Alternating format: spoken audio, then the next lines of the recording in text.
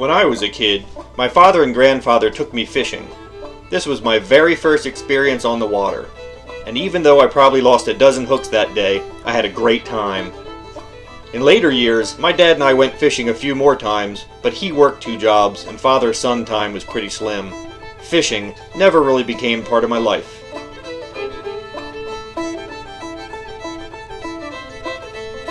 Kayaking did, and this I share with my wife Cindy. So what's the connection? Have we taken up kayak fishing? No.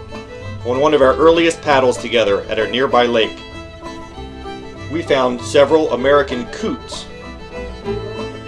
They dove to feed and got mixed up with fishing lines and lures. Several of them had drowned.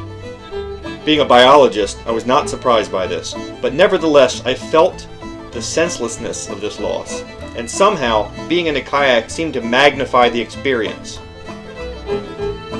After that, we began a quest to collect as many lures and as much line as we possibly could.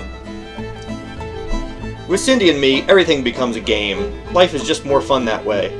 The only rule of this game is you may not get out of your kayak to collect that lure.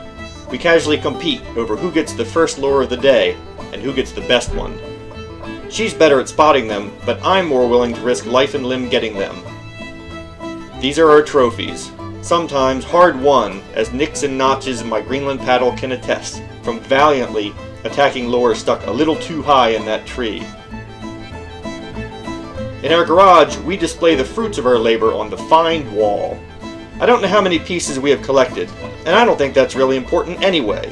What is important is that, in our own crazy way, we took a very negative kayaking experience and turned it into a positive one. Every lure and bit of line that we collect is one fewer potential bird fatality. The other neat thing is that when we get visitors, they can't help but ask about the find wall. Neighborhood children are naturally curious about it and why we have done this. I hope that they see we value wildlife and are willing to try to undo some of the damage done by humans. Also, they might decide that kayaking is really cool.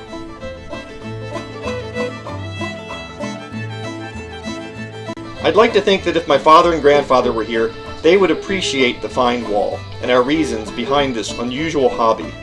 I think that they took this small boy fishing, not necessarily to catch fish, but rather just to be with the river, the wildlife, and each other.